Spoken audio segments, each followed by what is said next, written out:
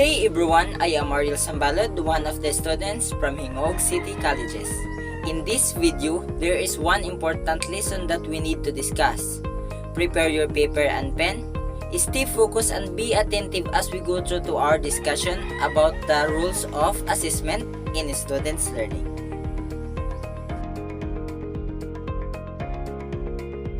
Assessment plays an important role in students' learning. It serves as an individual evaluation system used in measuring progress in students' learning. It provides feedback or evidence of learning which is necessary for students in checking their progress and achievements. It is used to check whether they understand the lesson or not and whether they achieve the expected learning outcomes. It allows students to demonstrate their abilities, skills, and knowledge and then reflect how close they are in meeting educational goals and standards. Another role of assessment is to detect or diagnose learning issues like reading comprehension problem, which enables the teacher to make immediate reinforcement or solution to help learners with these problems by revising their teaching method or changing their teaching strategies. It also helps students to determine their strengths and weaknesses, what areas they are good at and what areas they need to revise or make an improvement. To elaborate more about our lesson, I will show you a video clip showing the use of both assessment and evaluation strategies to support student learning.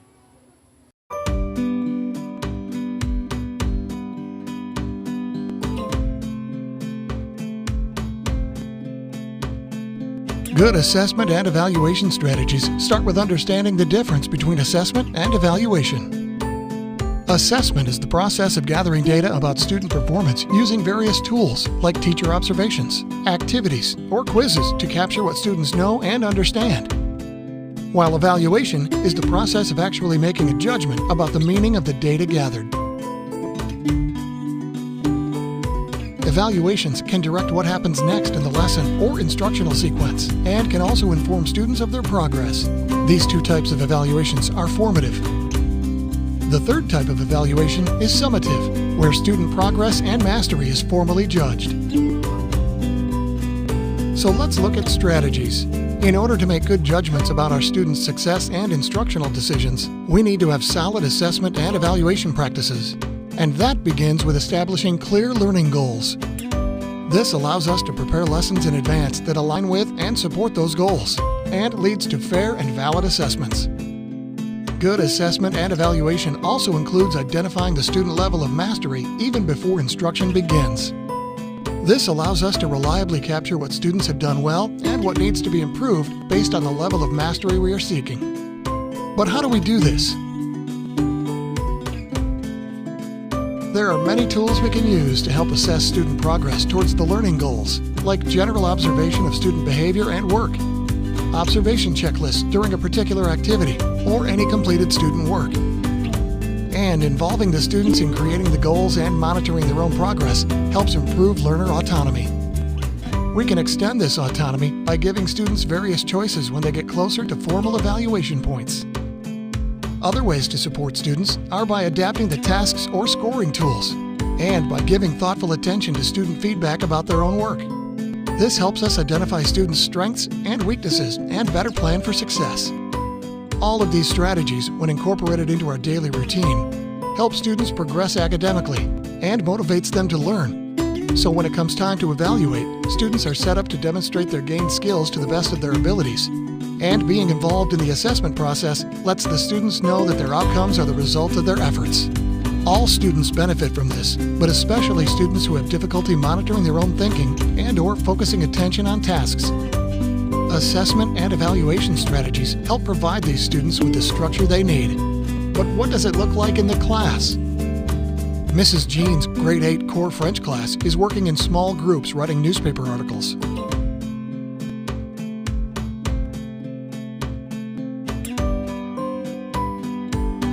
Before the students start the assignment, Mrs. Jean shares the expectation for the task so the students have the opportunity to identify criteria for success.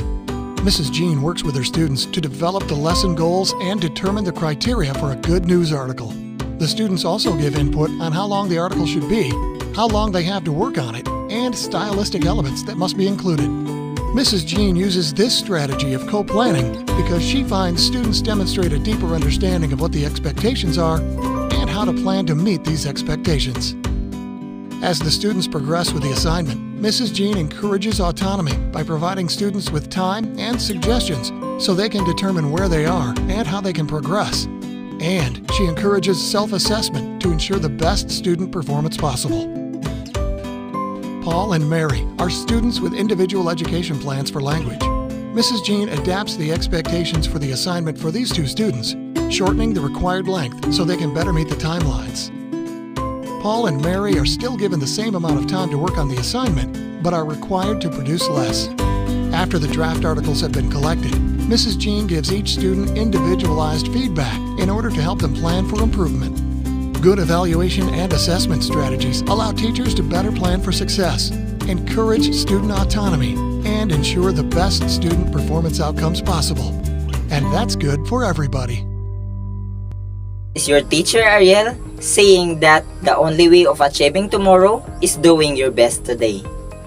Thank you and see you for our next lesson.